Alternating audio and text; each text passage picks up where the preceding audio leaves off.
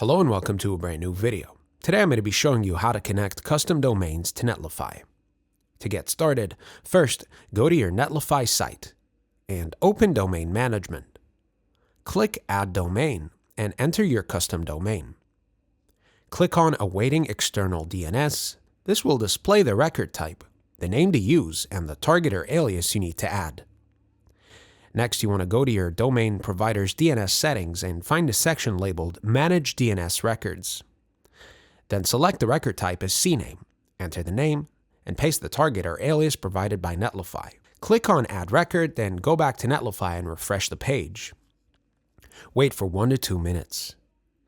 If your domain provider doesn't support CNAME, you'll need to create an A record using the IP address provided by Netlify instead. After a few minutes, your domain should be connected to Netlify. Lastly, don't forget to verify your DNS configuration. And that's it. Thank you so much for watching.